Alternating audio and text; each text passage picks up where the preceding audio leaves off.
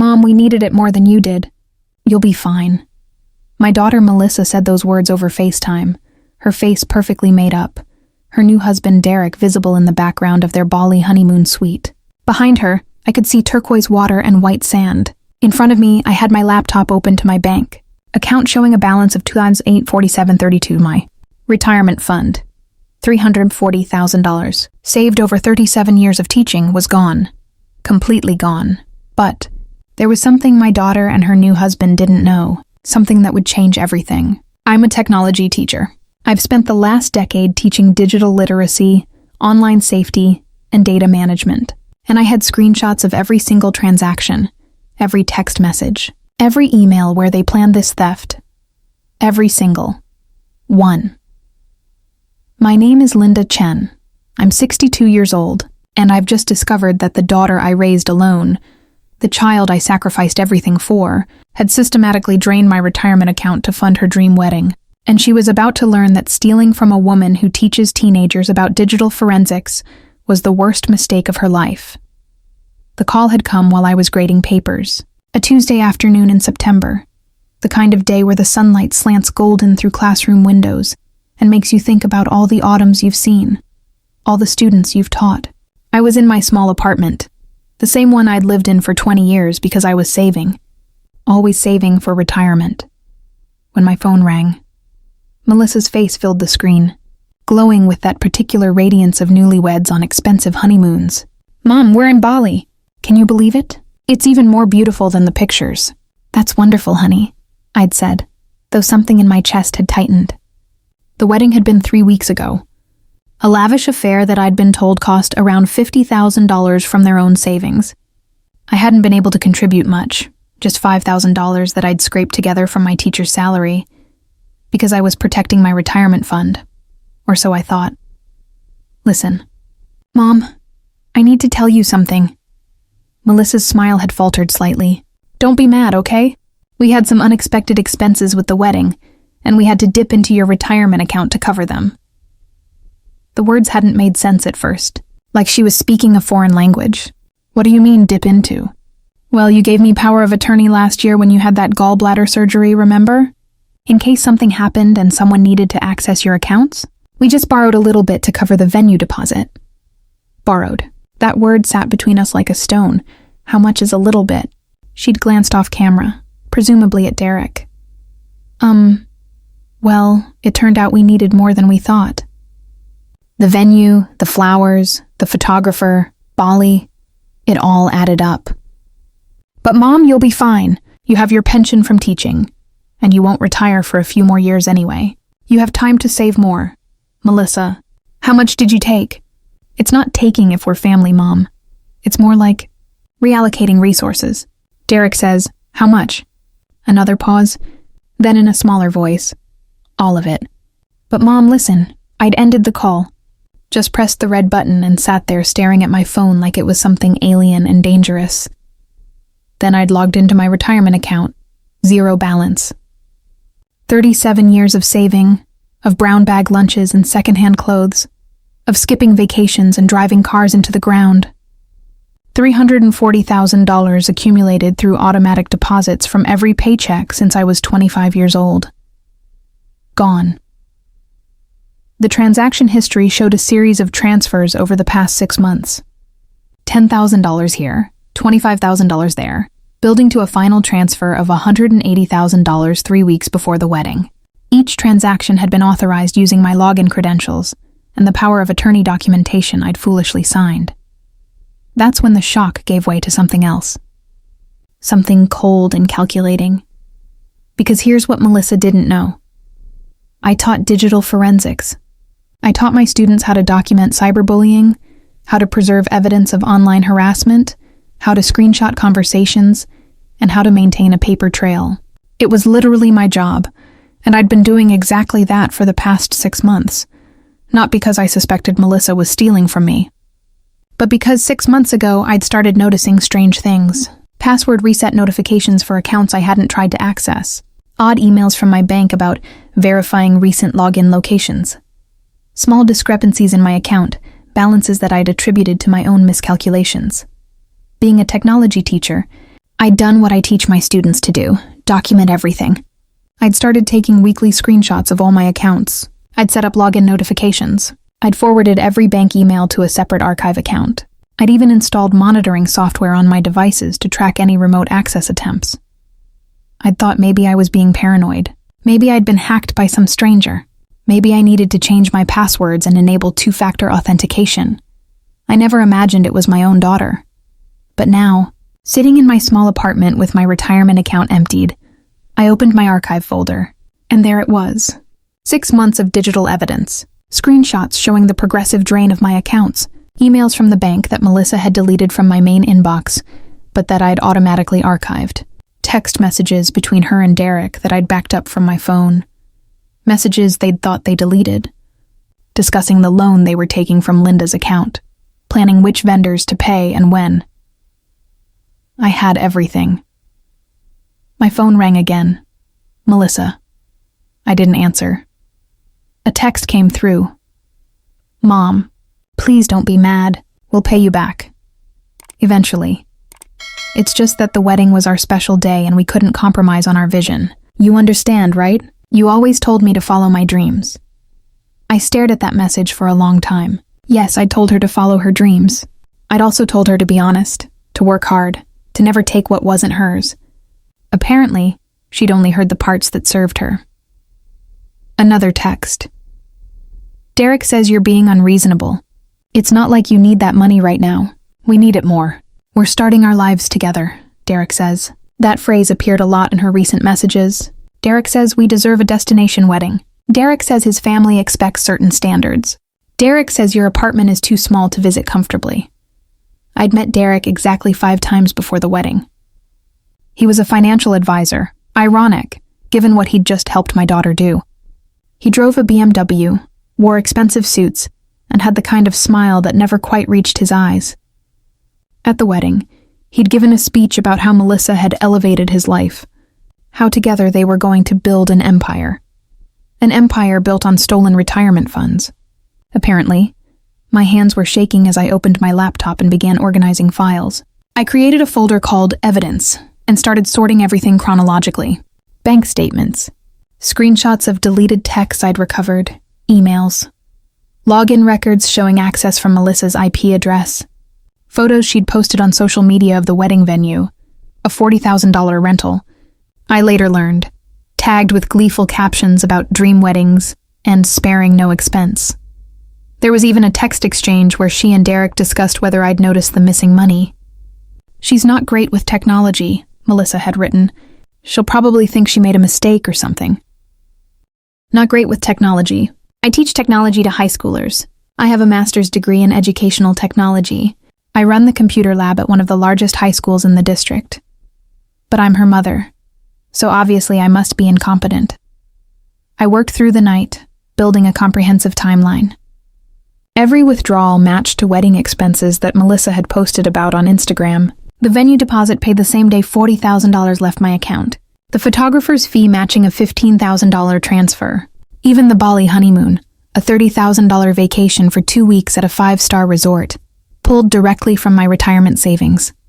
She'd documented her own theft on social media, geotagging locations, tagging vendors, thanking everyone who'd made her perfect day possible.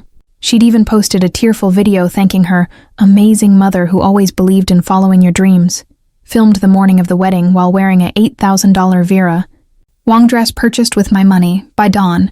I had a 147-page PDF documenting everything. Transaction records, screenshots, recovered messages, social media posts, vendor receipts that Melissa had emailed to herself using my computer.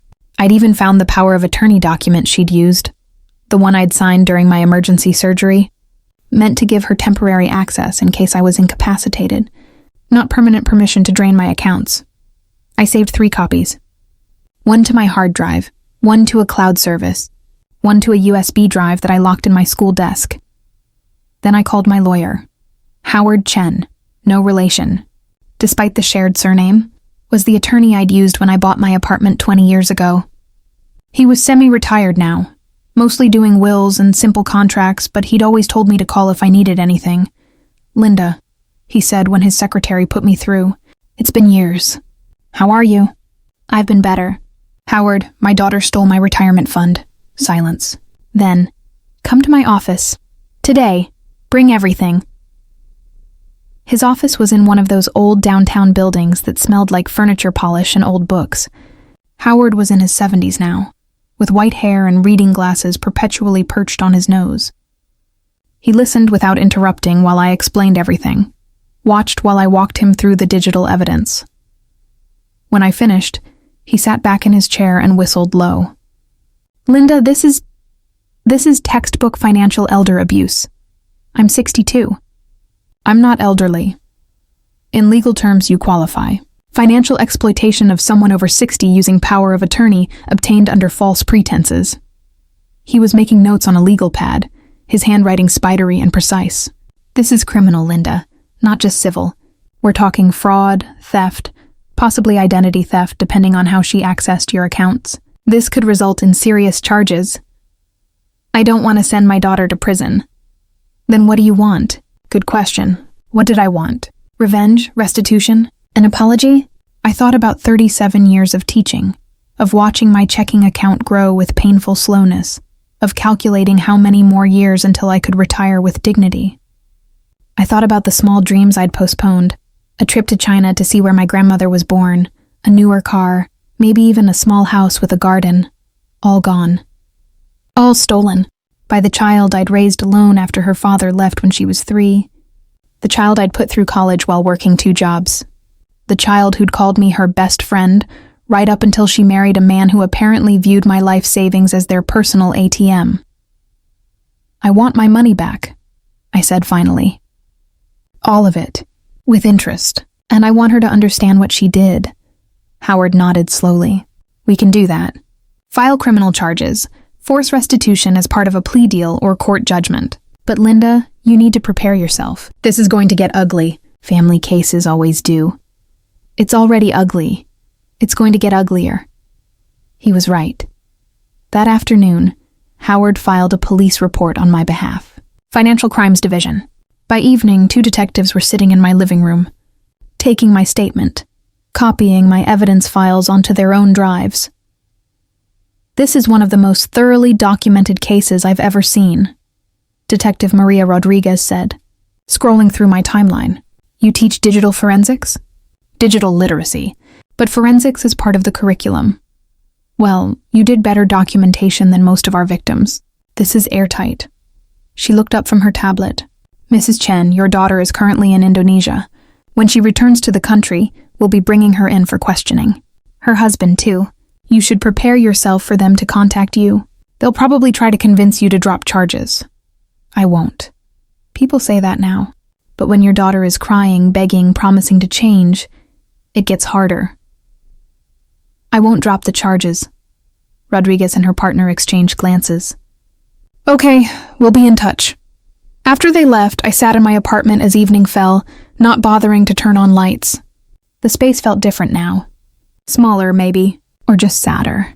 This apartment had been my sanctuary for 2 decades. I'd raised Melissa here, watched her grow from a toddler to a woman. Her height marks were still on the kitchen doorframe, pencil lines marking her growth. My phone buzzed. A text from Melissa. Mom, seriously, you're not answering? We need to talk about this like adults. Derek thinks you're being childish. I'd been called many things in my life. Stern, frugal, old-fashioned.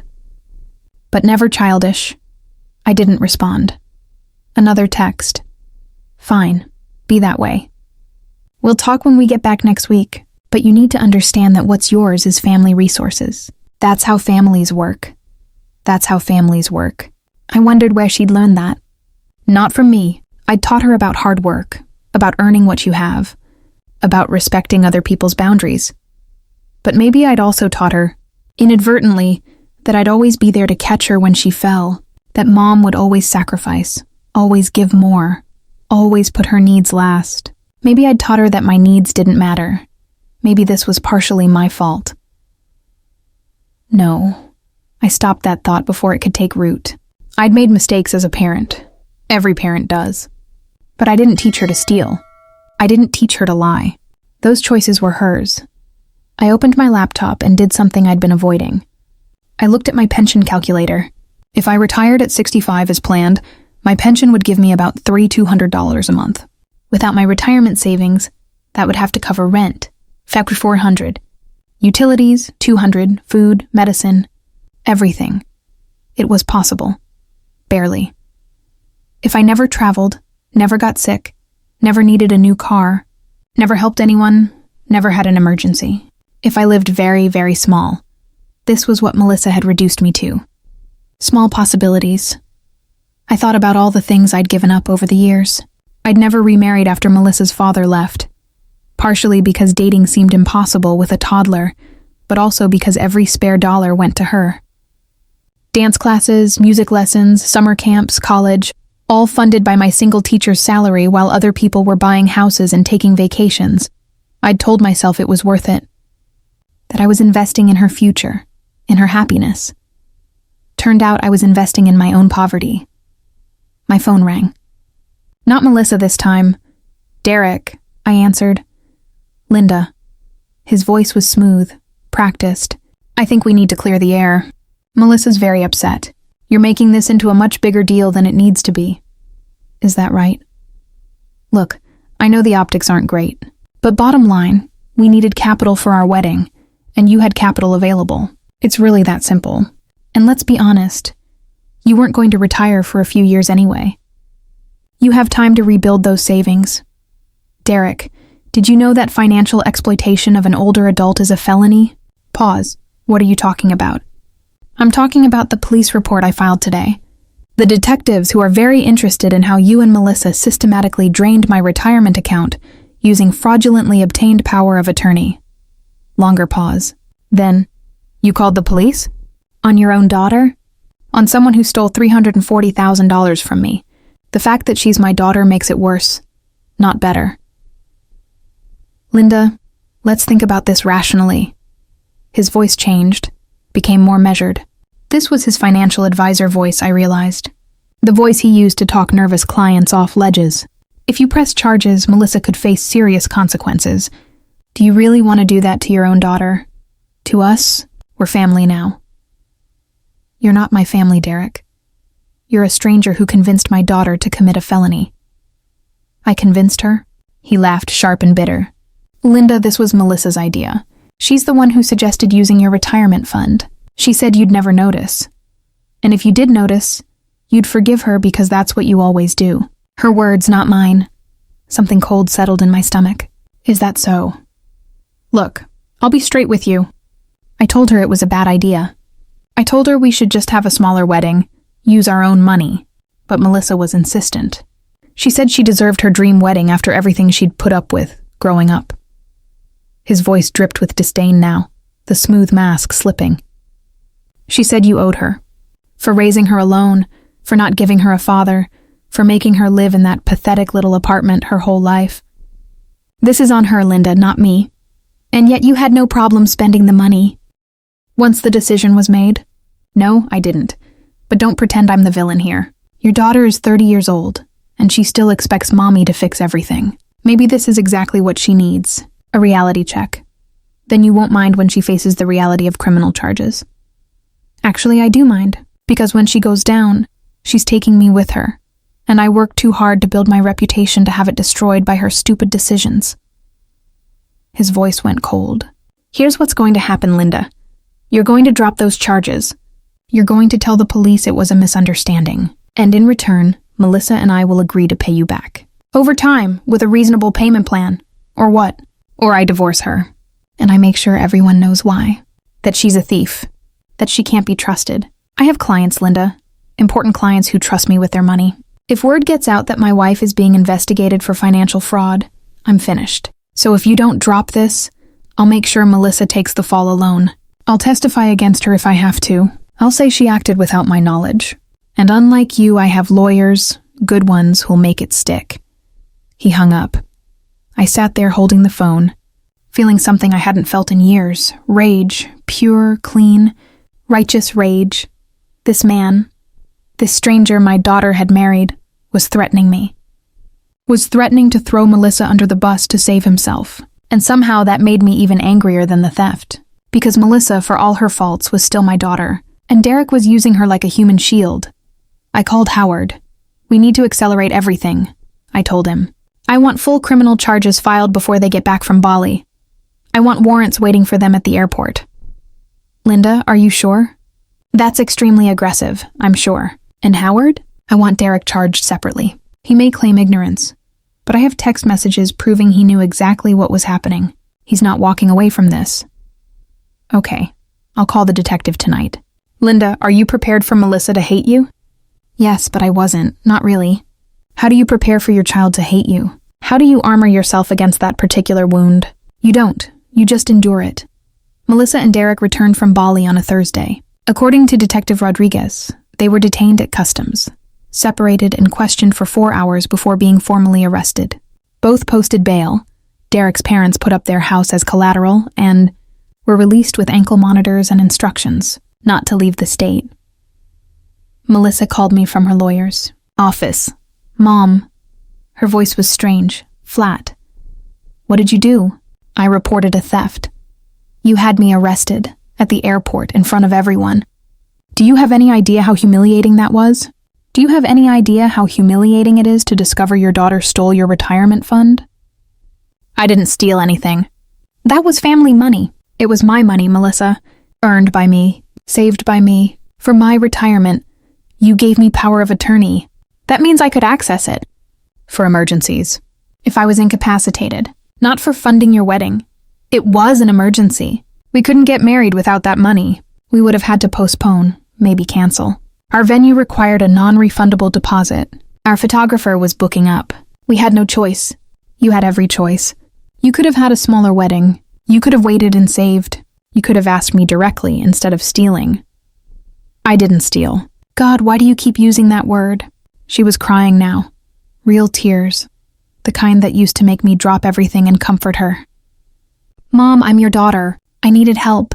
Isn't that what family does? Help each other? Help isn't taking, Melissa. Help is asking, and help goes both ways. When's the last time you helped me? That's not fair. I've been busy. Building my life, planning my wedding, planning your wedding with my money. Silence. Then, in a small voice, Derek says if you don't drop the charges, he's going to divorce me. He says he can't be married to a felon. Derek told me he'd throw you under the bus to save his own career. What? No, Derek loves me. He wouldn't. Call him right now. Ask him whose idea it was to use my retirement fund. See what he says? I don't need to ask him. I know it was a mutual decision. We made it together.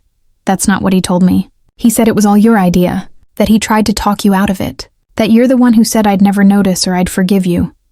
Another silence. Longer this time. He said that? Word for word. He's lying. He's lying to you. Why would he? Her voice broke. Mom, please. I'm begging you. Drop the charges. I'll pay you back, I promise. It'll take time, but I'll do it. Just please don't let this go to trial. I can't go to prison.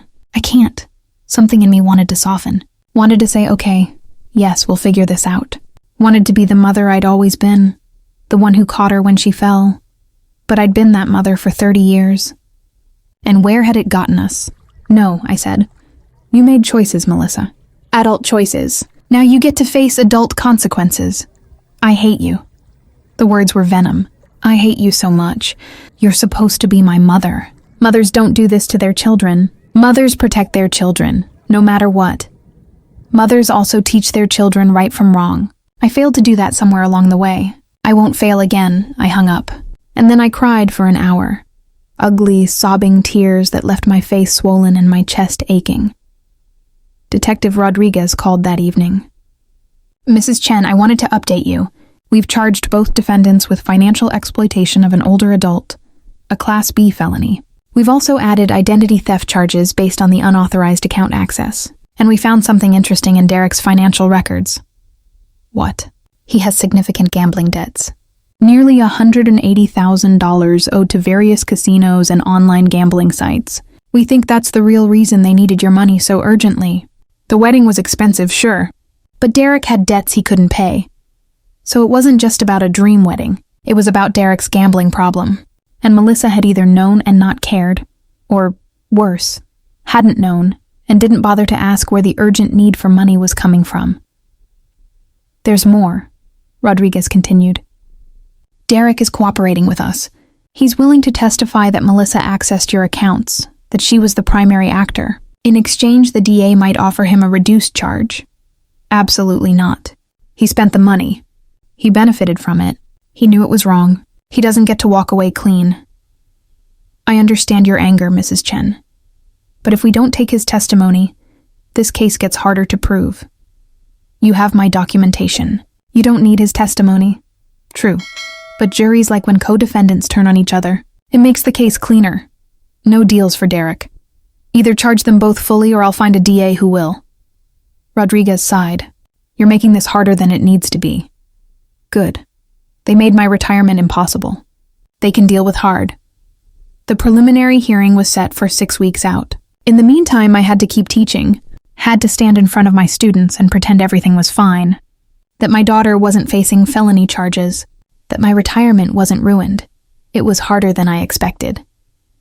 One afternoon, while teaching a unit on digital privacy, one of my students, a sharp girl named Aisha, raised her hand.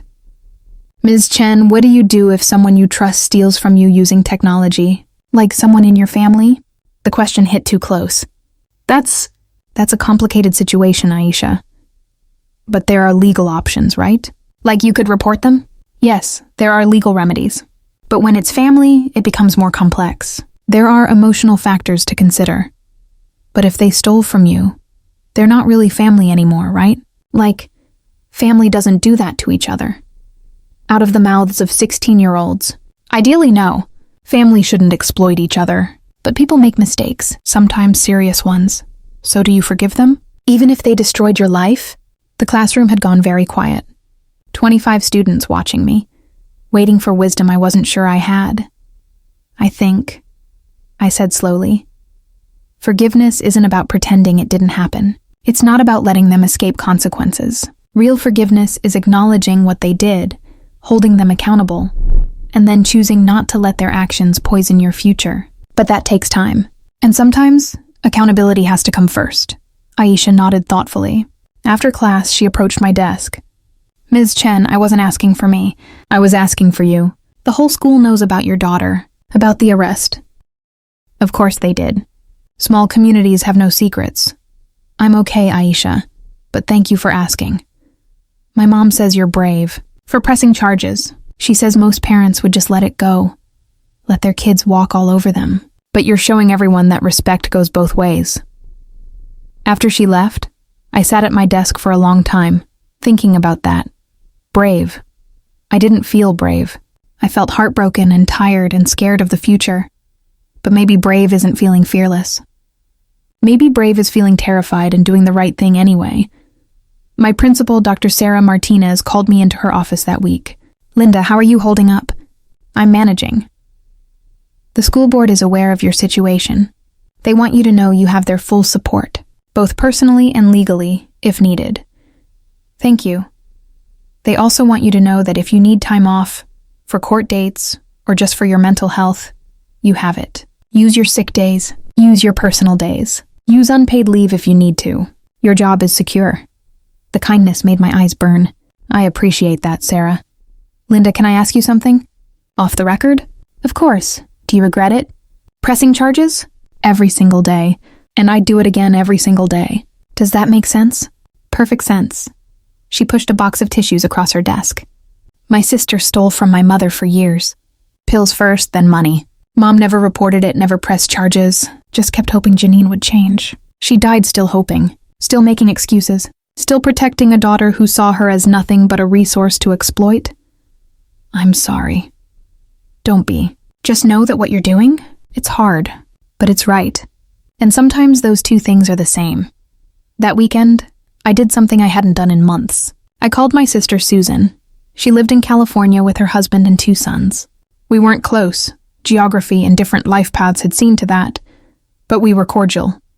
We talked maybe 3 times a year. "Linda, I was just thinking about you. How's Melissa? How was the wedding?" So she didn't know. "Susan, I need to tell you something." I explained everything. The theft, the arrests, the upcoming trial. When I finished, there was a long silence. Linda, I don't know what to say. That's horrible. I'm so sorry. I need to ask you something. Do you think I'm wrong for pressing charges? Wrong? No. God, no. Linda, she stole from you. Your retirement. That's not a mistake. That's not a youthful error in judgment. That's calculated betrayal. But she's my daughter. She's also an adult who made adult choices. You know what your problem has always been? You've never let Melissa face consequences. Not real ones. When she wrecked your car in high school, you paid for the repairs and told the insurance it was your fault so her rates wouldn't go up. When she got fired from that retail job for stealing merchandise, you smoothed it over with the manager. When she racked up credit card debt in college, you paid it off. You've spent 30 years teaching her that mom will always clean up her messes. That's what mothers do. We protect our children. There's a difference between protection and enabling, Linda. And you've been enabling her for years. Maybe this is the first time she's facing actual consequences for her actions. Maybe that's exactly what she needs.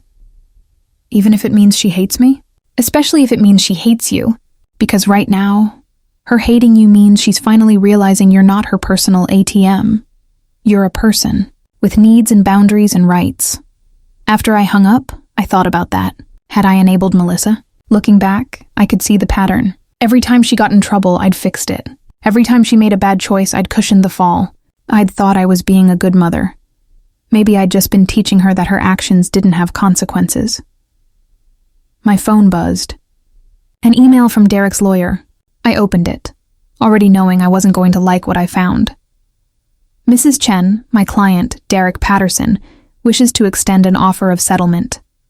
He is prepared to enter a guilty plea to reduce charges and make full restitution of $340,000 plus interest over a 10-year payment plan. In exchange, you would agree to advocate for leniency and to not pursue civil damages beyond the restitution amount. Mr. Patterson maintains that he was misled by your daughter regarding the propriety of accessing your accounts, but he acknowledges he should have exercised better judgment. He wishes to resolve this matter quickly and take responsibility for his portion of the wrongdoing. Please have your attorney contact me to discuss terms. I forwarded the email to Howard with a single line. Thoughts? He called immediately. It's not a bad offer, Linda. 10 years is reasonable for that amount. And if Derek pleads guilty, it strengthens the case against Melissa. He's throwing her under the bus. Again. Yes, he is. And that tells us something about their marriage, doesn't it? It did. It told me that Derek was exactly what I'd suspected from the start. A user. Someone who took what he needed from people and discarded them when they became inconvenient. Melissa had married her father. The realization hit me like cold water. Her father, my ex-husband, had been charming and selfish, always looking for the easy way, the shortcut, the angle that benefited him. He'd left when Melissa was 3 because fatherhood was too much work. Because he'd found a younger woman with fewer complications, and Melissa had found Derek, who was the same man in a better suit. Linda, you still there? Tell Derek's lawyer we'll consider the offer. But I want something else. What? I want him to testify about the gambling debts. I want it on record that this wasn't just about a wedding, that he had debts, that he needed my money to pay off casinos. I want everyone to know exactly why this happened. That might make him withdraw the offer. Then he withdraws it, but I won't let him pretend this was some kind of misunderstanding. This was theft. Calculated, planned theft, and I want the truth on record. Howard was quiet for a moment. You've changed, Linda, since this started. You're harder. Is that bad? No, it's necessary. The preliminary hearing arrived on a cold October morning. The courthouse was downtown, a granite building that smelled like floor wax and old wood. I wore my best teaching clothes. Gray pants, white blouse, navy cardigan. Respectable, trustworthy. Howard met me at the entrance. Remember, this is just to determine if there's enough evidence to proceed to trial. Don't expect any drama. It'll be mostly procedural. But there was drama, because Melissa was there, sitting with her lawyer on the opposite side of the courtroom. She looked thin, her face pale without makeup, her hair pulled back in a simple ponytail. She looked like she'd aged 5 years and 2 months. When she saw me, something flickered across her face. Hope, maybe, or fear. She half stood like she was going to come over, but her lawyer pulled her back down. Derek sat separately with his own lawyer. He didn't look at Melissa. Didn't look at me. Just stared straight ahead, jaw tight. The judge was a woman in her 50s with steel gray hair and reading glasses on a chain. She reviewed the case file, asked a few questions, listened to the DA outline the charges. "Your Honor," the DA said, "we have extensive documentation of systematic theft over a 6-month period. The defendant, Melissa Patterson, used fraudulently obtained power of attorney to access her mother's retirement accounts and transfer $340,000 to fund personal expenses, primarily a wedding and honeymoon. We have digital evidence, bank records, and testimony from the victim." Melissa's lawyer stood. "Your Honor, my client believes she had legitimate authority to access these accounts. The power of attorney was properly executed." "For medical emergencies," the judge interrupted, looking over her glasses. "Not for personal shopping sprees. My client was under the impression that her mother would approve of these expenditures. There was a pattern of financial support throughout her life. A pattern of gifts is not permission to steal, counselor. Let's be clear about that." Derek's lawyer stood next.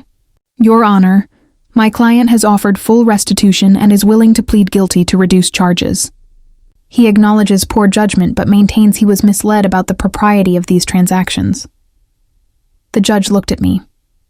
"Mrs. Chen, you're the complainant. Do you have anything you'd like to say?" Howard started to stand, but I touched his arm. "May I, Your Honor?" "Go ahead." I stood, my legs shaking. "Your Honor, I'm a high school teacher. I've spent 37 years teaching teenagers about digital literacy, about online safety, about protecting themselves from people who would exploit them. I never imagined I'd need to protect myself from my own daughter." Melissa made a small sound. I didn't look at her. I raised Melissa alone. Her father left when she was 3. I worked 2 jobs to put her through college. I lived in a small apartment so I could save for retirement. Every choice I made was about securing my future, so I wouldn't be a burden to anyone when I got older. And my daughter took that security and spent it on party decorations and plane tickets. "Mrs. Chen, I'm not finished." The judge nodded for me to continue. "What hurts isn't the money. It's the betrayal. It's discovering that my daughter saw me as a resource to exploit, rather than a person to respect. She didn't ask. She didn't discuss it with me. She just took. And when I discovered what she'd done, she told me I'd be fine. Like my entire future didn't matter. Like I didn't matter." The courtroom was silent. "So yes, Your Honor, I want these charges to proceed. I want accountability. Because if there are no consequences for this, I've failed as a mother. I've taught her that she can take whatever she wants from whoever she wants as long as she's family. And that's not the lesson I want to leave her with." I sat down. My hands were trembling. The judge was quiet for a long moment, studying the documents in front of her. Then she looked up. "I'm going to bind both defendants over for trial. I'm setting bail at $50,000 each, which I believe has already been posted. Trial is set for January 15th. Defendants are not to contact the victim directly. Any communication goes through attorneys. Court is adjourned." The gavel came down. Melissa tried to catch my eye as I left, but I looked away. In the hallway, Howard put a hand on my shoulder. That was a powerful statement. It was the truth. The judge was impressed. I could tell. Good. Because I meant every word. As we walked toward the exit, I heard running footsteps behind us. Mom, wait. Melissa." I stopped, turned. She looked desperate, mascara smudged under her eyes. "Mom, please. Can we talk? Just for a minute? Your lawyer said—" "I don't care what my lawyer said. You're my mother. I need to talk to you." Howard started to intervene, but I waved him off. "It's okay. Give us a minute." He stepped away, though not far. Protective. Melissa grabbed my hands. Hers were cold, trembling. "Mom, I'm so sorry. I'm so sorry." I didn't think. I wasn't thinking about what it would do to you. I just wanted the perfect wedding, and Derek said it was okay. And I convinced myself you wouldn't mind because you always helped me before, and you were wrong. I know I was wrong. Mom, please. I'll pay you back. Every penny. I'll get a second job. I'll sell everything. I'll do whatever it takes. Just please drop the charges. Please don't let this go to trial. I can't go to prison. I can't. You should have thought about that before you stole from me. It wasn't stealing. I wasn't trying to hurt you. What were you trying to do then? She faltered. I needed... Mom, you don't understand. Derek's family has money. Real money. They were expecting a certain kind of wedding. I couldn't disappoint them. I couldn't start my marriage looking poor and desperate. So you made me poor and desperate instead? No. You have your pension. You have your job. You'll be fine. Will I? Let's talk about what fine looks like now, Melissa. I'm 62 years old. I have 3 years until retirement. My pension will give me about $3,200 a month. My rent alone is $2,400. That leaves under $800 for utilities, food, medicine, car expenses, everything. Do you know what happens if my car breaks down? If I get sick? If my rent goes up? You can get a roommate. I'm 62 years old. I shouldn't need a roommate. I spent 37 years saving so I could retire with dignity, and you took that from me. People were staring now. I lowered my voice. I'm not dropping the charges, Melissa. You need to face what you did. You need to understand that actions have consequences. You're choosing money over me. Your own daughter? No. You chose money over me. You chose a fancy wedding over your mother's security. You chose to impress Derek's family over respecting mine. Every choice that led us here was yours. I hate you. She said it quietly, but with conviction. I hate you for doing this to me. I know. But someday, maybe you'll understand why I had to. I walked away, made it to the parking lot before the tears came. Howard drove me home, didn't try to make conversation, just let me cry. That night, alone in my apartment, I did something I hadn't done in weeks. I looked at Melissa's social media. She'd made her accounts private, but I still had access from when she'd asked me to help her set up privacy settings years ago. Her posts told a story.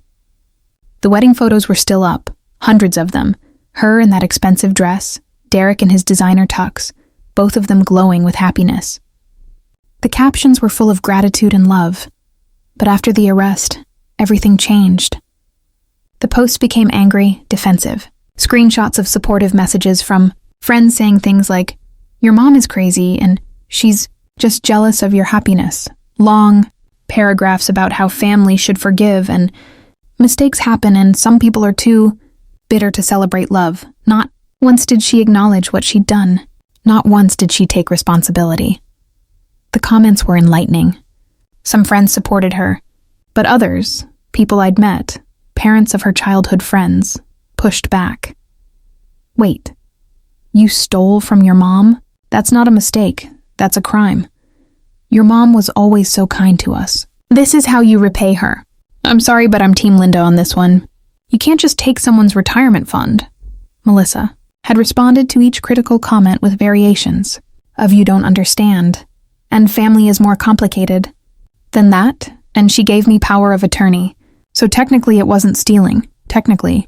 The refuge of people who know they're wrong but won't admit it. I closed the browser. Seeing her justify it, seeing her paint herself as the victim was too much. My phone rang. Susan. I just got off the phone with Melissa, she said without preamble. She called me crying, asking me to convince you to drop the charges. What did you tell her? I told her she's lucky you didn't press charges sooner, that what she did was reprehensible, that she needs to grow up and face consequences for once in her life. Susan paused. She called me a bitch and hung up on me. I'm sorry. You didn't need to get in the middle of this. Linda, I'm your sister. I'm supposed to be in the middle of this. And honestly, I wish more parents had the backbone to do what you're doing. The world would be better if people like Melissa learned that they can't just take what they want without consequences. After we hung up, I made myself dinner. Pasta with jarred sauce, cheap and easy. I ate alone at my small kitchen table, looking at the height marks on the doorframe. This apartment held so many memories. First steps, birthday parties, homework sessions, the Christmas when Melissa was 7 and we'd made ornaments out of construction paper because I couldn't afford store-bought decorations. She'd been so proud of those ornaments, had insisted we hang every single one. I wondered if she remembered that Christmas, if she remembered being happy with homemade ornaments and dollar store gifts, or if somewhere along the way, she'd learned to value price tags over sentiment. The months between the preliminary hearing and the trial were strange. I taught my classes. I graded papers. I attended faculty meetings. On the surface, everything was normal. But underneath, I was preparing for war. Howard and I met weekly to review strategy. Detective Rodriguez kept me updated on the investigation, and I kept documenting everything. Every text from Melissa's friends trying to convince me to drop charges, every social media post painting me as the villain, every piece of evidence that showed this wasn't a misunderstanding, but a deliberate, calculated theft. Derek's plea deal fell through. The DA wouldn't agree to reduce charges without testimony about the gambling debts, and Derek's lawyer wouldn't let him admit to that. So both defendants were going to trial. I learned through Howard that Derek and Melissa's marriage was falling apart. They were living separately, barely speaking. Derek's family had hired him an expensive attorney and made it clear they expected him to minimize his own liability, even if it meant sacrificing Melissa. Part of me felt bad for her. She'd married a man who loved her until loving her became inconvenient. But then I remembered that she'd done the same thing to me. She'd loved me until loving me meant she couldn't have her dream wedding. We were more alike than I'd realized. Both of us had loved unwisely, trusted too easily, learned too late. Christmas came. I spent it alone. Susan had invited me to California, but I couldn't afford the trip now. Couldn't afford much of anything beyond basics. I was living on my teacher's salary with no cushion, no safety net, no retirement savings. This was my future. This was what Melissa had left me with. I made myself a small dinner, watched old movies, tried not to think about past Christmases when Melissa was young and everything was simpler. My phone buzzed at 9 p.m. A text from an unknown number. "This is Derek. I need to talk to you. Can we meet?" I stared at that message for a long time. Then I forwarded it to Howard and Detective Rodriguez. Both called immediately. "Don't respond," Howard said. "He's trying to contact you directly, which violates the court order." "This could be witness tampering," Rodriguez added. "Save that message. Don't delete it, and definitely don't meet with him." I didn't respond. Didn't meet with him, but I wondered what he wanted to say. An apology? A threat? An offer? I'd never know. New Year's came and went. 2024 arrived with freezing rain and dark skies. My apartment felt smaller than ever, the walls pressing in. I started looking at retirement calculators online. If I worked until 67 instead of 65, my pension would be slightly higher. If I moved to a cheaper city, maybe somewhere in the Midwest, my money would stretch further. If I never traveled, never got sick, never had emergencies, I might be okay. Might. The trial was 2 weeks away when Howard called with news. "Derek is pleading guilty. Full guilty plea to all charges. No deal, just straight guilty." What? Why? His lawyer won't say. But reading between the lines, I think his family gave him an ultimatum. Plead guilty, take responsibility, hope for leniency from the judge. The alternative was, they'd cut him off financially and let him fend for himself. What does this mean for Melissa? It means she's going to trial alone. And it means Derek will probably testify against her if called. Will he be called? Depends on her defense strategy. If she claims she didn't know what she was doing was wrong, Derek's testimony that they discussed it extensively would destroy that defense. I thought about Melissa facing trial alone, abandoned by the husband she'd stolen for. There was something darkly poetic about it. When will he be sentenced? After her trial. The judge wants to see how cooperative he is as a witness before determining his sentence. So Derek's freedom depended on how thoroughly he betrayed Melissa. I almost felt sorry for her. Almost. The trial began on January 15th, on a Monday morning so cold the courthouse steps were slick with ice. I arrived early, dressed in the same outfit I'd worn to the preliminary hearing. Howard met me inside. "Ready?" "No, but let's do it anyway." The courtroom was smaller than I expected. Maybe 30 seats for observers, most of them empty. Melissa sat at the defense table with her lawyer, a woman named Patricia Kwan, who had a reputation for aggressive defense tactics. Melissa looked terrible. Thin, pale, dark circles under her eyes. When she saw me, she didn't react. Just looked away. The judge was the same woman from the preliminary hearing. She reviewed the charges, asked if both sides were ready, and instructed the DA to make his opening statement. "Ladies and gentlemen of the jury," the DA began. A young man named Marcus Hall, with an earnest face and careful diction. "This is a case about betrayal, about a daughter who exploited her mother's trust, who used legal documents meant for emergencies to commit systematic theft. Over the course of 6 months, Melissa Patterson transferred $340,000 from her mother's retirement accounts, not for medical expenses, not for true emergencies, but for a wedding, for a vacation, for personal luxuries. He outlined the evidence. The power of attorney signed during my surgery, the pattern of transfers, the deleted text messages I'd recovered showing planning and intent, the social media posts documenting how the money was spent. The defense will try to paint this as a misunderstanding, as a daughter who believed she had permission. But the evidence will show this was deliberate, calculated theft. And the victim, a 62-year-old teacher who spent 37 years saving for retirement, deserves justice. Patricia Kwan stood for the defense opening. She was younger than I expected, maybe 40, with sharp features and a sharper suit. Members of the jury, families are complicated. The relationship between Linda Chen and her daughter Melissa has always been complicated. For years, Linda provided financial support to Melissa, paid for college, helped with rent, gave her money whenever she needed it. This created a pattern, an understanding, a belief in Melissa's mind that her mother's resources were shared family resources. I felt my jaw tighten. When Melissa got engaged, she reasonably believed, that her mother would want to help with the wedding. She had power of attorney. She had account access. These weren't stolen passwords or hacked accounts. These were legitimate credentials given to her by her mother. Yes, she should have asked first. Yes, there was a failure of communication. But this wasn't theft. This was a family misunderstanding that spiraled out of control. The prosecution will show you evidence of planning, of deliberation, but will show you evidence of a complicated mother-daughter relationship, of blurred boundaries, of a daughter who genuinely believed she had permission to access these funds. This isn't a criminal case. This is a family dispute that belongs in civil court, not criminal court. The judge called the first witness, Detective Rodriguez. She testified about the investigation, the evidence recovered, the pattern of transfers. Patricia Kwan cross-examined aggressively, trying to establish that I'd been careless with my passwords, that I'd given Melissa access before, that the power of attorney was broadly worded. Detective Rodriguez, did Mrs. Chen ever file a police report before this incident about any concerns regarding her accounts? No. Did she ever change her passwords after giving her daughter access?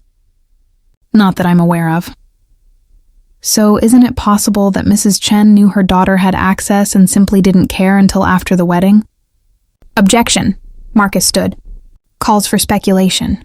Sustained. The questioning continued for 2 hours. By lunch, I had a headache pounding behind my eyes. Howard and I ate in a small diner near the courthouse. How do you think it's going? Kwan is good. She's trying to muddy the waters, make it seem like this was all just poor communication. Will it work? I don't think so. Your documentation is too thorough, but juries are unpredictable. In the afternoon, I was called to testify. I swore on the Bible, sat in the witness box, and tried to keep my voice steady as Marcus asked me questions. Mrs. Chen, can you describe your relationship with your daughter before this incident? Close, or I thought we were close. I raised her alone. We spent a lot of time together. I thought we trusted each other. Did you give her permission to access your retirement accounts? No, never. Did you know she was transferring money? Not until after the fact.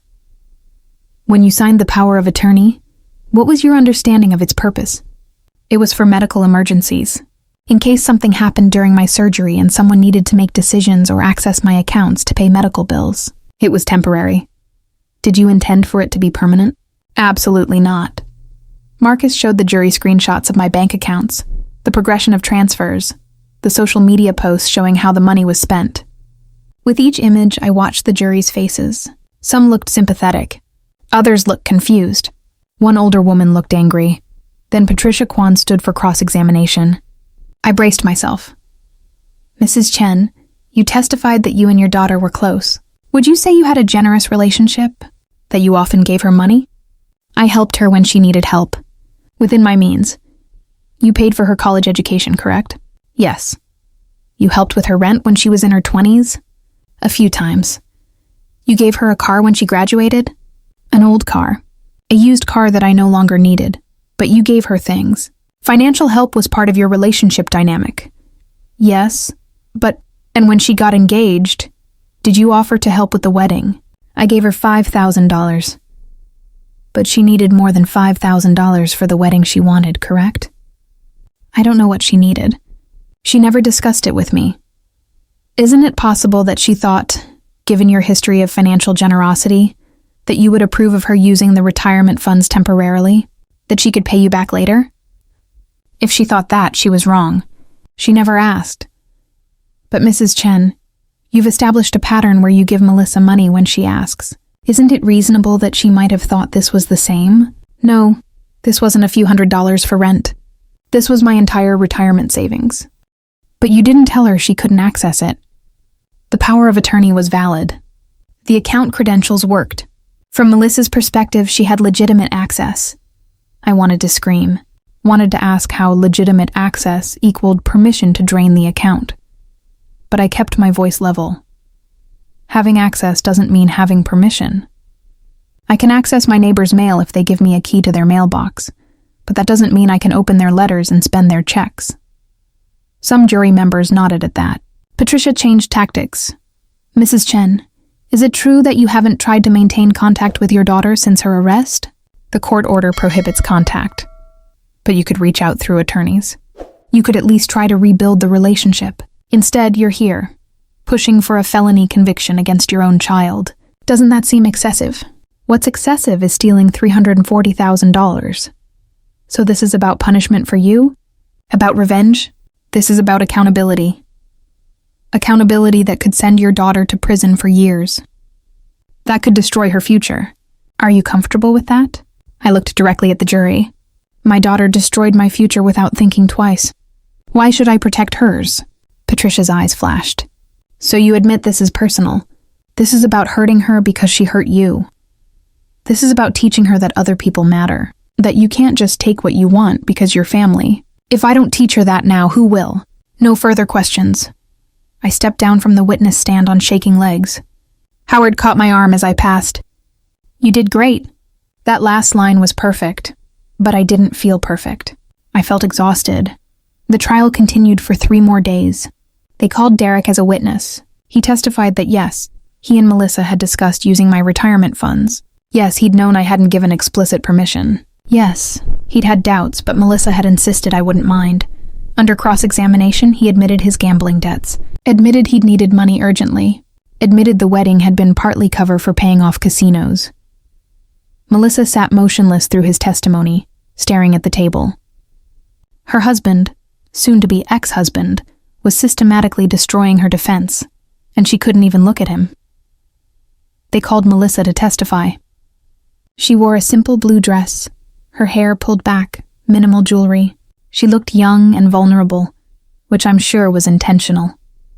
Patricia walked her through her childhood, painting a picture of a single mother who worked constantly, a daughter who sometimes felt neglected, a relationship built on guilt and compensation. When you accessed your mother's accounts, what were you thinking?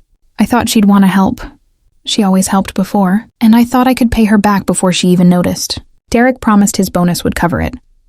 Did you intend to hurt your mother? Never. I love my mom. I just wanted a nice wedding. I didn't think it through.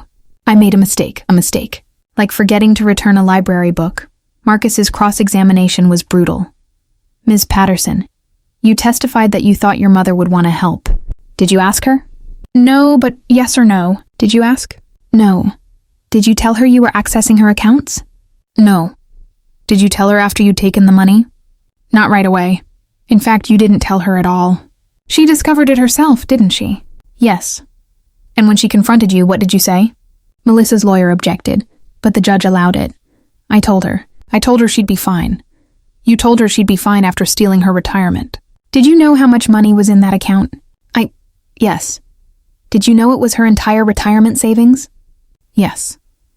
Did you know she'd been saving for 37 years? Yes. And you took it anyway. For a party? It wasn't just a party. It was my wedding. A wedding that cost more than most people's houses. A wedding funded by theft. And you think your mother should be fine with that? I didn't mean to hurt her. But you did hurt her. And you didn't care enough to ask permission first. You just took what you wanted. Melissa started crying. Real tears, shoulders shaking. Some jury members looked sympathetic. Others looked unmoved. Marcus pressed on. Ms. Patterson, you've heard testimony about deleted text messages. Messages where you and your husband discuss taking your mother's money without telling her. Do you remember those messages? They're taken out of context. What context makes planning theft acceptable? I didn't think of it as theft. What did you think of it as? As borrowing from family, without asking, without permission, without any agreement about paying it back. That's not borrowing, Ms. Patterson, that's stealing. The prosecution rested.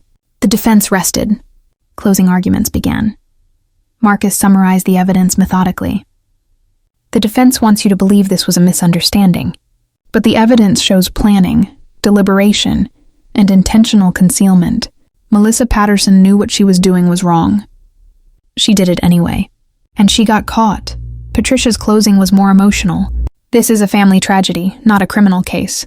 A daughter made a mistake. A serious mistake, yes, but families forgive. Families move forward. Linda Chen could have handled this privately, in civil court. Instead, she chose to destroy her daughter's life. Ask yourselves, is that justice or is that revenge? The jury got the case at 3 p.m. on a Thursday. They deliberated for 6 hours before the judge sent them home. Friday morning, they deliberated 3 more hours. Then the message came. Verdict reached. We assembled in the courtroom. Melissa was pale, gripping the table. Her lawyer whispered something to her. Derek wasn't there. He'd been sentenced the day before to 3 years probation and restitution as part of his guilty plea. The jury filed in. None of them looked at Melissa, which Howard said was a bad sign for her. Has the jury reached a verdict? The foreman stood, an older black man with kind eyes. We have, Your Honor. On the charge of financial exploitation of an older adult, how do you find? Guilty, Melissa gasped. Her lawyer put a hand on her arm. On the charge of identity theft? Guilty. On the charge of theft over $100,000? Guilty. 3 guilty verdicts. On all counts. Melissa was crying openly now, her whole body shaking. I sat perfectly still, feeling nothing. No triumph, no relief, just exhaustion. The judge thanked the jury and set sentencing for 3 weeks out. Melissa was allowed to remain free on bail until then. As everyone filed out, Melissa tried one more time. Mom, please, I stopped. Looked at her. Really looked at her. She was 30 years old, but in that moment, she looked like a child. Lost and scared and broken. I'm sorry, she whispered. I'm so sorry. I know. Do you forgive me? Did I? Could I? Ask me again in 10 years, I said. After you've faced your consequences. After you've rebuilt your life. After you've learned what it means to lose everything. Then ask me. That's not an answer. It's the only answer I have right now. I walked away. Howard caught up with me in the hall. How are you feeling? I don't know. How should I feel? However you feel is valid. We walked outside into January cold. The sun was setting early, painting the sky pink and gold. The sentencing hearing will be the hardest part, Howard warned. Patricia will bring character witnesses, people who'll testify about what a good person Melissa is, how she made a mistake, how she deserves leniency. You'll need to give a victim impact statement. Are you ready for that? Do I have to? No, but I think you should. The judge needs to understand what this cost you, not just financially, but emotionally.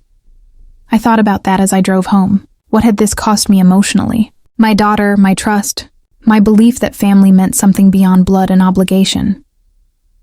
But I'd gained things too. Self-respect, boundaries. The knowledge that I could survive betrayal and come out stronger. That night, I started writing my victim impact statement. It took me 3 days and a dozen drafts. I wanted it to be perfect. Wanted it to say everything I needed to say. The sentencing hearing was on a Friday morning in February. The courtroom was fuller this time. Melissa had brought supporters. Her godmother, 3 friends from college, people who testified about her kindness, her generosity, her good character. Melissa tutored underprivileged kids, one friend said. She volunteered at food banks. She's not a criminal. She's a good person who made one mistake. The testimonials went on for an hour. By the end, I was questioning myself.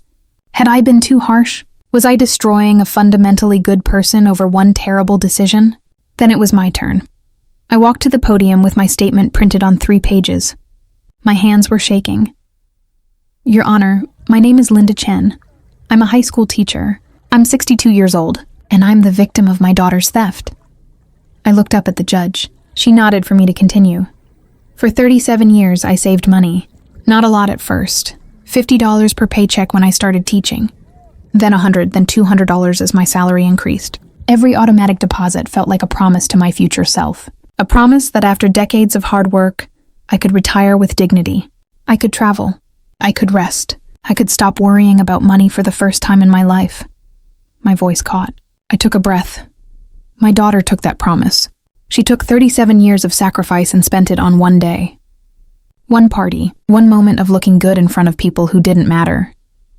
I looked at Melissa. She was crying. I've heard testimony about what a good person she is, about her volunteering, her kindness, and maybe that's all true.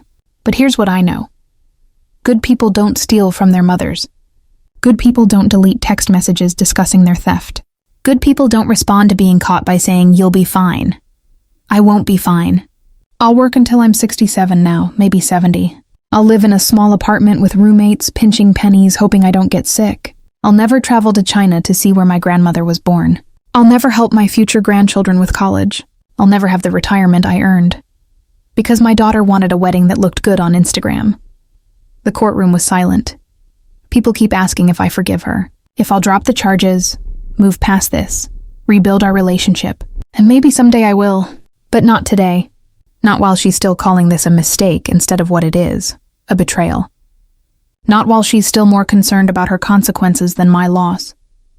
Your Honor, I'm asking you to impose a sentence that reflects the seriousness of this crime, not because I want revenge, but because my daughter needs to learn something I failed to teach her.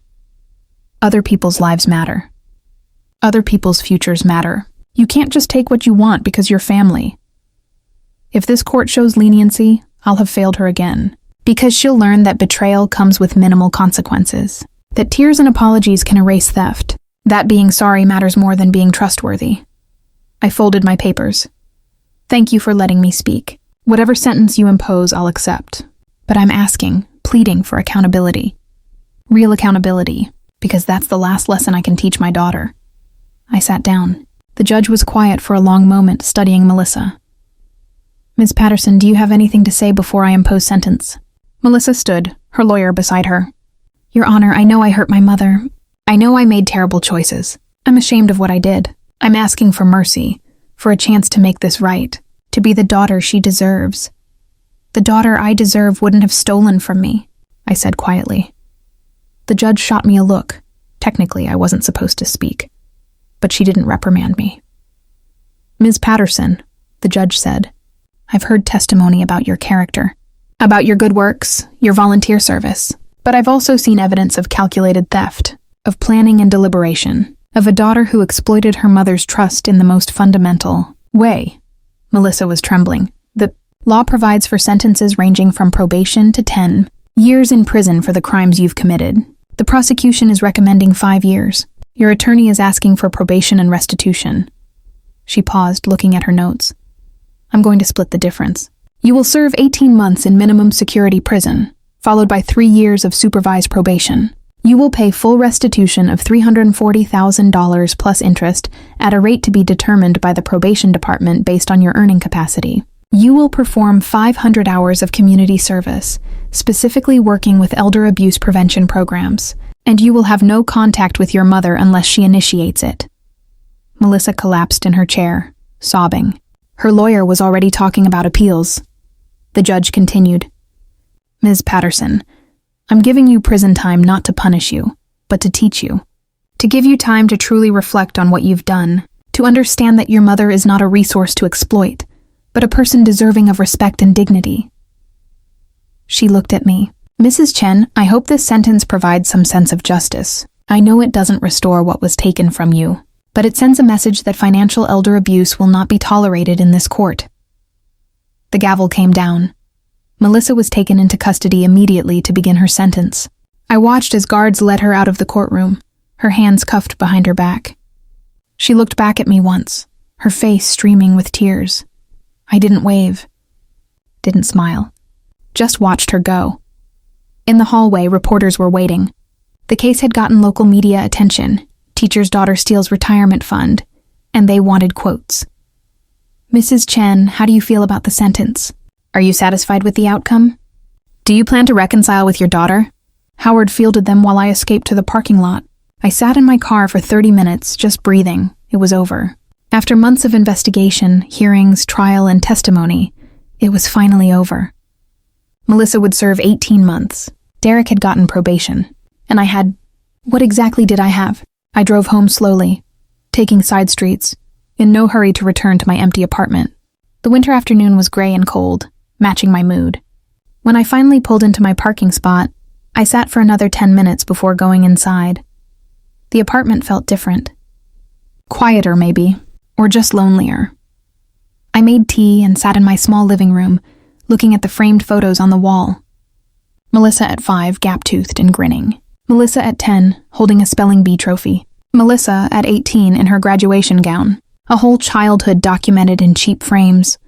Who was that little girl? And when did she become someone who could steal from her own mother?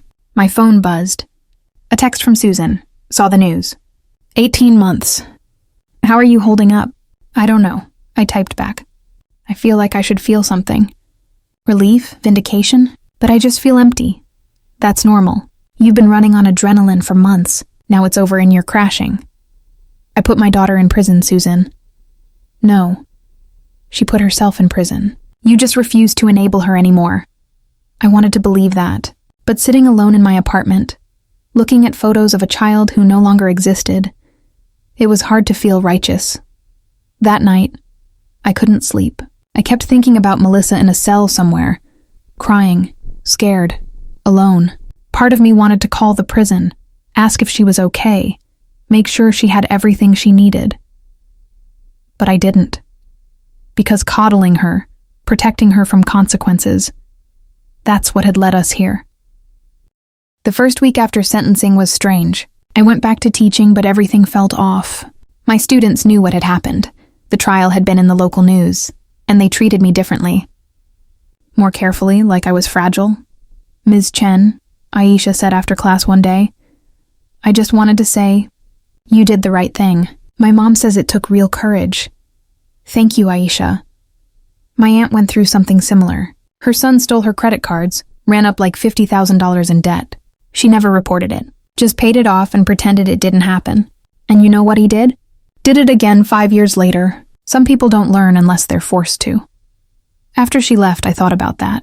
Would Melissa learn? Or would she just learn to resent me? Dr. Martinez called me into her office that week. Linda, how are you, really? Surviving, barely. The school board wanted me to tell you again. Take whatever time you need. We can get a substitute, cover your classes, whatever you need to heal. I don't need time off. I need normalcy. I need to feel like my life hasn't completely fallen apart. Has it fallen apart? I laughed, but it was bitter. My daughter is in prison. My retirement is gone. I'm living paycheck to paycheck at 62. I'd say that qualifies as fallen apart. Your retirement isn't gone. You'll get restitution. Over 10 years, at whatever rate the probation department decides Melissa can afford, which, given that she has a criminal record now and no job prospects, probably means $500 a month. I'll be 72 before I'm fully repaid. If I'm lucky. Dr. Martinez was quiet. Then, Linda, have you considered therapy? I don't mean that as an insult. I mean that you've been through trauma. Betrayal by your own child is trauma. You're allowed to need help processing it. I can't afford therapy. The district has an employee assistance program. 6 free sessions. I'll send you the information. I did go to therapy. 6 sessions with a woman named Dr. Patricia Moore who had kind eyes and a calm voice. In our first session, she asked me what I wanted to get from therapy. I want to not feel guilty, I said. I want to believe I did the right thing. Do you not believe that now? I don't know.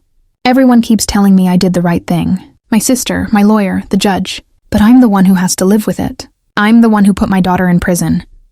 She put herself in prison by committing crimes. That's what everyone says. But I'm her mother. Mothers are supposed to protect their children. Even when protecting them means enabling criminal behavior, I didn't have an answer for that. Over 6 sessions, Dr. Moore helped me understand some things. That I could grieve the daughter I thought I had while holding accountable the woman she actually was. That forgiveness didn't mean forgetting or minimizing what happened. That taking care of myself wasn't selfish, but understanding intellectually and believing emotionally were different things. I still woke up at 3 a.m. thinking about Melissa in prison, still felt a physical ache when I saw mothers and daughters together in public. 3 months after sentencing, I got a letter from Melissa. The return address was the Women's Correctional Facility, and my hands shook as I opened it. Dear Mom, I know the judge said I can't contact you unless you initiate it, but I'm hoping this letter will be allowed since you can choose whether to read it. My lawyer said it should be okay. I've been in prison for 3 months now. It's exactly as awful as you'd imagine. I share a cell with a woman named Keisha who's here for drug charges. The food is terrible. The guards are mostly cruel. I'm scared all the time, but I'm also learning things. There's a financial literacy program here, taught by a volunteer. Last week we learned about compound interest and retirement savings. The teacher showed us a graph of how money grows over decades if you save consistently. And all I could think about was you, putting money away every paycheck for 37 years. Watching it grow, planning your future. And I took that. I took 37 years of your life and spent it in 6 months. I'm so sorry, Mom. I know I said that at the trial, but I don't think I really understood it then. I understood that I'd done something wrong, but I didn't understand what I'd taken from you. Not just money, but time. Years of your life, dreams you'd saved for, security you'd earned. Keisha asked me what I'm in for. When I told her, she said, "Girl, you stole from your mama? That's low. My mama would have killed me." She's right. It is low. It's the lowest thing I've ever done. I don't expect you to forgive me. I don't expect you to visit or write back. I just needed you to know that I finally get it. I finally understand what I did to you. There's more I need to tell you, but I don't know if you want to hear it. Derek and I are divorced. He filed while I was awaiting sentencing. Turns out he'd been cheating on me since before the wedding. With his assistant. He married her last month. So I destroyed your life for a man who was already betraying me. I gave up my mother for someone who never loved me. I can't even describe how stupid I feel, but that's not your problem. I made my choices. I'm living with them. The prison has a program where inmates can work and send their wages to their victims as restitution. I signed up. It pays $1.50 an hour, and they take most of it for restitution. I'm working in the laundry. It's hard work, hot and exhausting, but at least I'm doing something. At $1.50 an hour, it'll take me forever to pay you back. But I'm going to try. Even after I get out, I'll keep paying. It's the least I can do. I love you, Mom. I know I showed you the opposite, but I do love you, and I'm going to spend the rest of my life trying to be worthy of you. Melissa, I read the letter 3 times. Then I put it in a drawer and didn't respond. 2 weeks later, another letter came. Then another. Melissa wrote to me every week, whether I responded or not. She told me about prison life, about the women she met, about the classes she was taking. She told me about the financial literacy program, about learning to budget and save and plan for the future. Lessons she should have learned decades ago. She told me about therapy. The prison had a counselor who specialized in addiction and impulse control. Melissa wasn't an addict, but the counselor said her behavior patterns were similar. Immediate gratification without considering consequences, rationalization of harmful behavior, inability to delay desires. She says I was enabled, Melissa wrote in her 5th letter, that the people around me, especially you, protected me from consequences so much that I never learned to connect actions with outcomes. I'm not saying this is your fault, it's not. But I think she's right that I never had to face reality before. You always caught me when I fell, until you didn't. I thought about that a lot. Had I enabled her? Looking back, I could see the pattern. The car accident where I took the blame, the stolen merchandise I smoothed over, the credit card debt I paid. Every time I told myself I was being a good mother, protecting my child, but maybe protection and enabling were 2 sides of the same coin. 6 months into Melissa's sentence, I did something surprising. I wrote back, "Melissa, I've been reading your letters. All of them."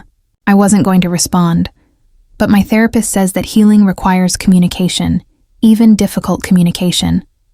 I'm not ready to forgive you. I don't know if I ever will be. What you did wasn't just theft. It was a fundamental betrayal of trust. You looked at my life's work and saw it as yours to take. That's not something that can be easily repaired. But I believe you're learning. I believe you're finally understanding what you did. And I want to help you continue learning, not by making things easy for you, but by being honest with you. Here's my truth. I'm struggling. Financially, emotionally, in every way. I'm working 2 jobs now, teaching during the day, tutoring online at night, to rebuild my savings. I'm 63 years old and I feel like I'm 25 again, scraping by, living on ramen and hope. I'm angry. So angry and sad and disappointed, not just in you, but in myself, because somewhere along the way, I failed to teach you the things that matter. I taught you that I would always be there to catch you. I didn't teach you to stop falling. But I also want you to know this. I don't want you to spend the rest of your life in emotional prison. Yes, you need to face consequences. Yes, you need to pay restitution. Yes, you need to understand the weight of what you did. But eventually, you need to forgive yourself and build a better life. Not for me, for yourself. When you get out, you're going to have a criminal record. It's going to be hard to find work. It's going to be hard to rebuild, but you're going to have to do it anyway. Because the alternative, giving up, becoming bitter, blaming everyone else, that's not a life. I can't give you money. I can't give you shelter. I can't give you the easy path I always gave you before. But I can give you this, truth. You made terrible choices. You hurt someone who loved you. Now you have to live with that and become someone better. That's the best I can offer right now. Mom, after I mailed that letter, I felt lighter. Not happy, but less burdened. Like I'd set down something heavy I'd been carrying. Melissa wrote back immediately. Her response was 5 pages long, handwritten, full of crossed-out words and tear stains. Thank you. Thank you for responding. Thank you for being honest. Thank you for not giving up on me completely. You're right about everything. I do need to face consequences. I do need to understand what I did. And I do need to build a better life. I've been thinking a lot about who I want to be. Not who I was. That person was selfish and entitled and cruel. But who I can become. I want to be someone who thinks about other people. Someone who earns things instead of taking them. Someone you could be proud of. I know that'll take years. Maybe decades. Maybe forever. But I'm going to try. I have 9 months left on my sentence. When I get out, I'm going to find a job. Whatever job will hire me. I'm going to get a cheap apartment. I'm going to live simply and pay restitution every month. I'm going to prove to you that I can be responsible. And someday, if you'll let me, I'd like to sit down with you and have coffee. Just coffee. No asking for money or help. Just talking, like adults who respect each other. I don't expect you to say yes now, or even in a year, but I'm going to work toward being worthy of that coffee date. That's my goal. Love. Melissa was released after 15 months, 3 months early for good behavior. I knew when it happened because her probation officer called to give me a heads up. Ms. Patterson has found employment at a call center, the officer said. She's living in a supervised housing facility for recently released offenders. She's complying with all the terms of her probation. Monthly restitution payments are set at $400 based on her current income. $400 a month, meaning it would take over 70 years to repay me at that rate. We'll review the amount annually, the officer continued. If her income increases, payments will increase. But for now, that's what she can afford. I understand. She asked if she could have your mailing address to send payments directly. I told her all restitution goes through the state, but I wanted to check. Do you want her to have your address? Did I? Giving Melissa my address meant opening a door. It meant possibility of contact beyond official letters through the prison system. Not yet, I said. Maybe later, but not yet. 3 months after her release, I got an email, not from Melissa, but from her probation officer. Mrs. Chen, I wanted to update you on Melissa Patterson's progress. She's now working 2 jobs, the call center during the day and restaurant hosting at night. She's increased her restitution payments to $650 per month voluntarily. She's also enrolled in online courses to finish her degree, which she had abandoned before her arrest. Additionally, Ms. Patterson has begun volunteering with an organization that helps seniors protect themselves from financial scams. She teaches digital literacy classes to older adults, helping them recognize fraud attempts and secure their accounts. I thought you'd want to know. Officer James Reynolds. Read that email 5 times. Melissa was working 2 jobs, going to school, volunteering to help seniors avoid what happened to me. Actually, trying to change it wasn't enough. Not nearly enough, but it was something. That week I made a decision. I wrote to Melissa through her probation officer. Melissa, Your probation officer tells me you're working hard, paying restitution consistently, and volunteering. I'm glad. This is what accountability looks like. I'm writing to tell you that I'm accepting a coffee date, but not yet, and with conditions. Condition 1. You continue your current path for at least 1 year. Steady employment, consistent restitution, no violations of probation. I need to see sustained change, not just temporary effort. Condition 2. You write me a letter explaining in detail what you learned from this experience. Not just I learned stealing is wrong. I want deep reflection. What do you understand now that you didn't before? How has your perspective changed? What specific behaviors are you changing and why? Condition 3. When we do meet, it's on my terms. My choice of location, my choice of time. And the moment I feel uncomfortable or disrespected, I leave. No arguments, no guilt trips. If you can meet these conditions, we can have coffee in a year. 1 meeting, 1 conversation. That's all I'm promising. Mom Melissa responded within days. I accept all your conditions. All of them. And thank you. Thank you for giving me a chance to prove myself. Thank you for not writing me off completely. I'll write you the letter you asked for. It's going to take me a while to do it right, but I'll send it within the month, 1 year. I can do that. I'll make you proud, Mom. Or if not proud, at least not ashamed. Melissa. The letter arrived 3 weeks later. 15 pages, front and back, handwritten in neat script. Dear Mom, you asked me to explain what I learned. I've been working on this letter for weeks, trying to find the right words. Here's my best attempt. What I learned, first, and most importantly, other people are real. That sounds stupid, but I mean it. Before prison, other people, even you, felt like characters in my life story. Like NPCs in a video game. They existed to help me, support me, give me what I needed. I didn't think about them as full humans with their own dreams and needs and futures. You weren't my mother with her own life.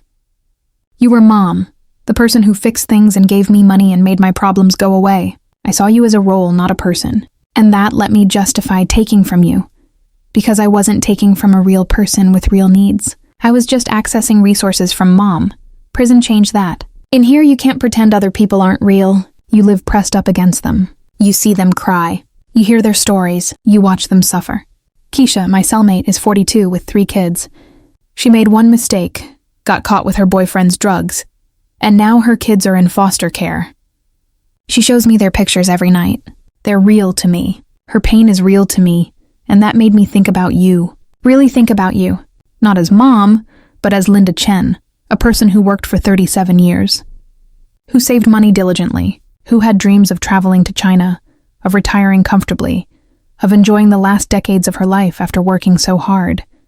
I took that from Linda Chen, from a real person with real dreams, and I did it without even thinking about what I was taking, because I'd trained myself not to see you as real. That's the first thing I learned, the hardest thing, the thing that keeps me up at night. Second thing I learned, consequences are real and unavoidable.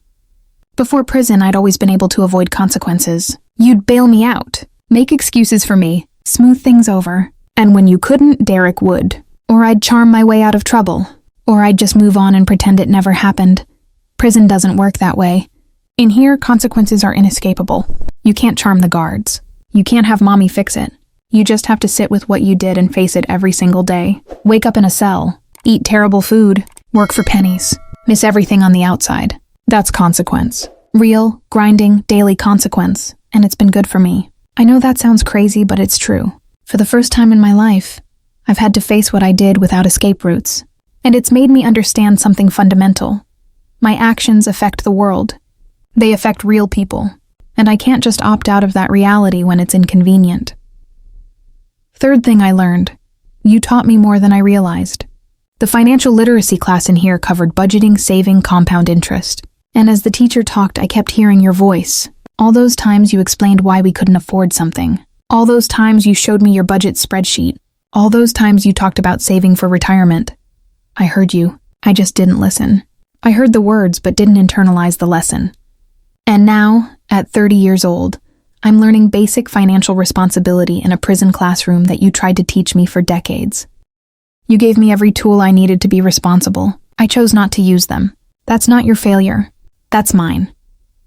Fourth thing I learned, marriage, real marriage, requires seeing your partner clearly.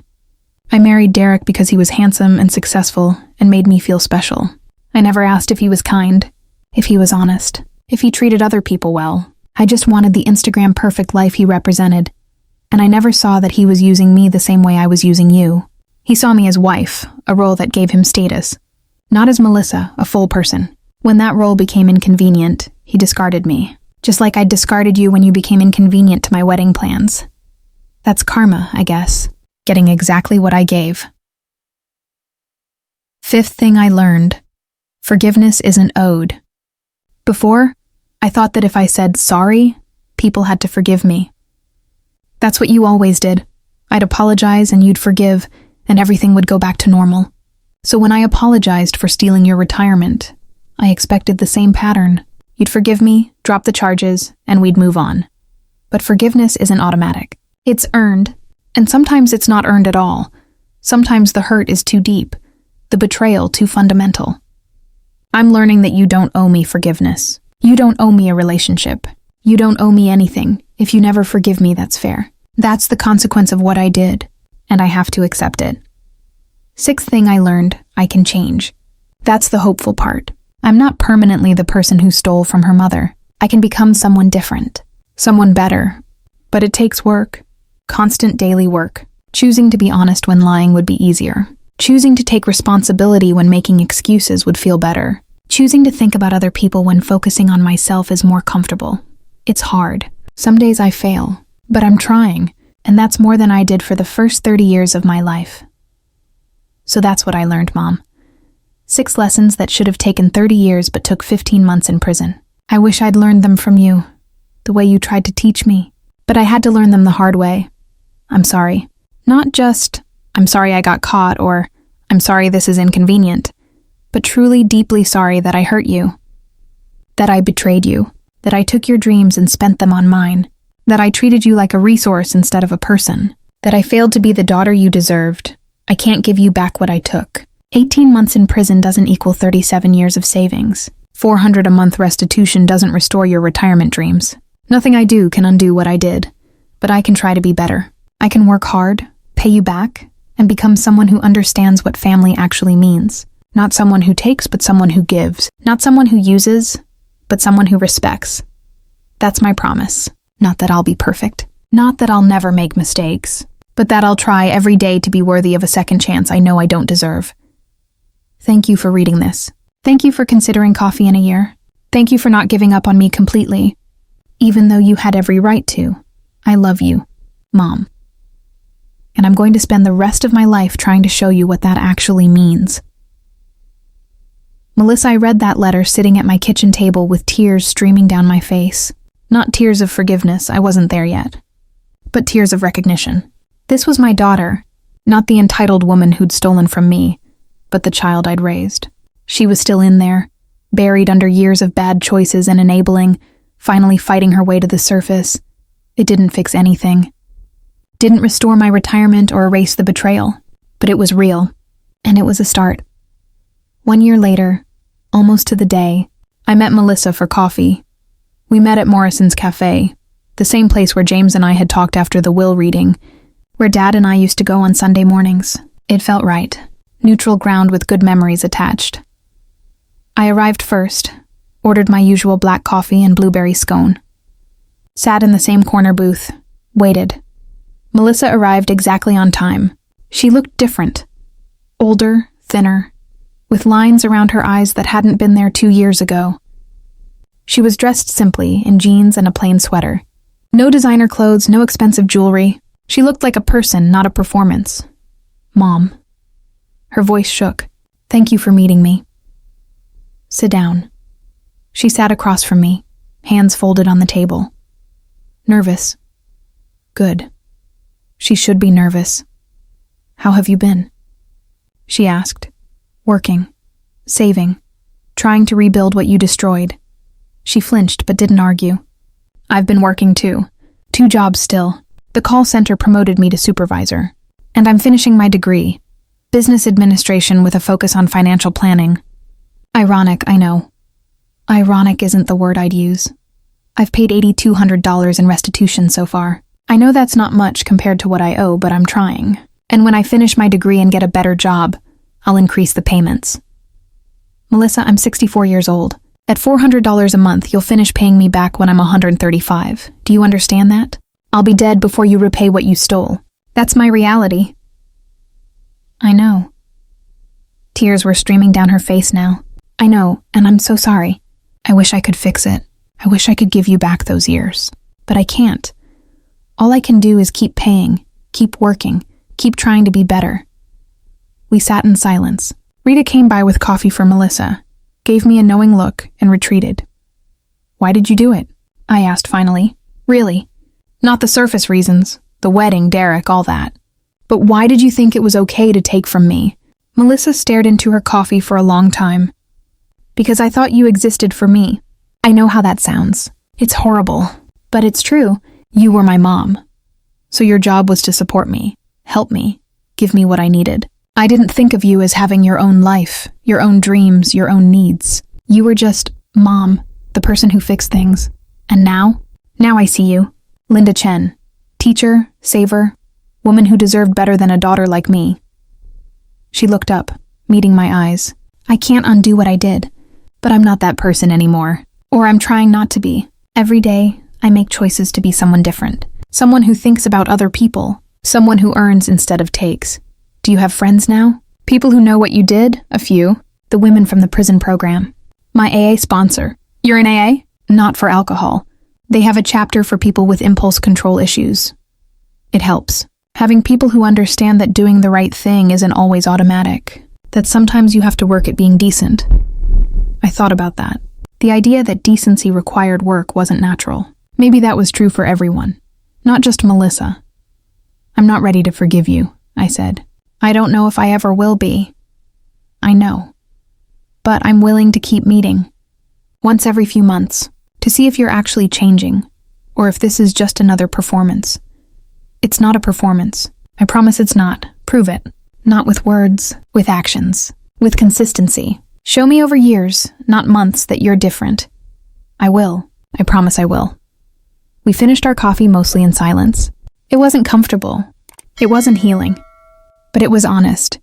And maybe honest was enough for now. As we stood to leave, Melissa hesitated. Mom, can I hug you? I thought about it. Part of me wanted to say no, to maintain the boundaries I'd fought so hard to establish. But another part, the part that remembered reading her bedtime stories and teaching her to ride a bike and holding her when she cried, that part missed my daughter. Yes, I said.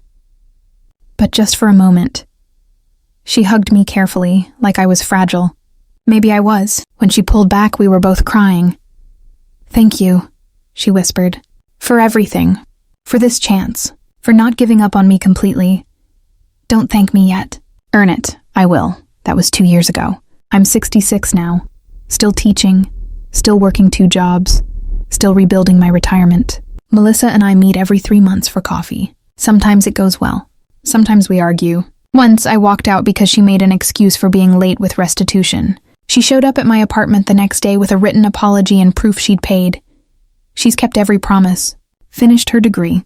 Got promoted at her job. Increased her restitution payments to $800 a month. Started volunteering with elder abuse prevention programs, teaching seniors about financial scams. Last month, she sent me something unexpected. A business plan. She wants to start a nonprofit helping adult children understand financial abuse, teaching them about boundaries and consequences before they make the mistakes she made. I can't undo what I did to you, she wrote in the accompanying letter. But maybe I can prevent other people from doing the same thing to their parents. Maybe that's how I make meaning from this disaster. I don't know if we'll ever have a normal mother-daughter relationship. Too much has been broken. But we have something different. Something harder won. Something built on honesty instead of obligation. Last week, Melissa asked if she could come to my apartment for the first time since her arrest. I said yes. She brought groceries, a week's worth, which she'd calculated from the budget I'd mentioned, and helped me put them away. I know this doesn't fix anything, she said. But I wanted to do something tangible, Something that helps instead of hurts. Thank you. Mom, I've been saving.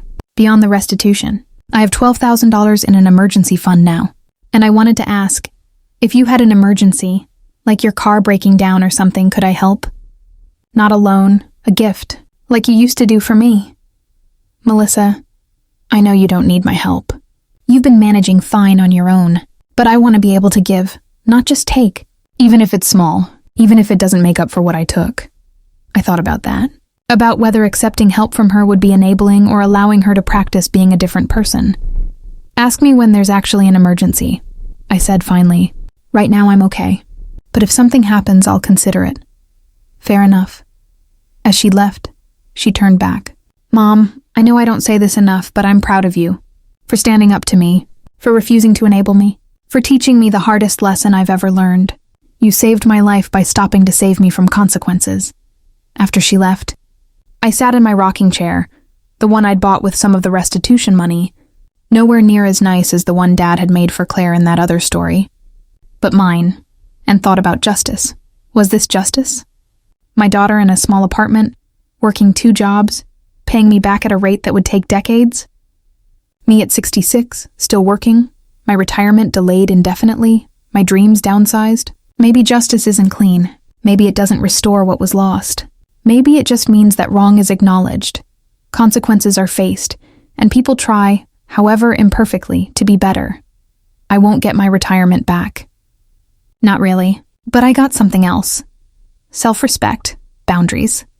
A daughter who finally understands that love isn't entitlement, and maybe eventually forgiveness, not the kind that erases what happened, but the kind that says, you hurt me terribly, and I'm still healing. But I see you're trying to change, and that means something. That's the inheritance I'm leaving Melissa now. Not money, not easy solutions, but the example of a woman who refused to be anyone's doormat, even when that anyone was her own child. She can take that and build a better life. Or not, that's her choice. But this time I won't be there to catch her if she falls. I'll be here, living my own life, protecting my own boundaries, pursuing my own dreams, however modified they are now. And that finally feels like peace. Did you like my story? Which city are you listening from? Let's meet in the comments. I'd love to hear about your own experiences with family boundaries, financial abuse, or the complicated journey of holding loved ones accountable while still loving them. If you found this story helpful, if it made you think about your own relationships or gave you courage to set boundaries you've been avoiding, you can support me by sending a super thanks. It helps me keep bringing stories like this. Honest, difficult, real stories about the messy work of family and forgiveness. There's so much more on my channel. Stories about resilience, justice, complicated family dynamics, and the unexpected ways love sometimes means saying no. Don't forget to subscribe so you never miss a new story. Thank you for being here. Thank you for listening. Thank you for being part of this community where we explore the truth that sometimes the hardest love is the truest love. See you in the next life story, with love and respect.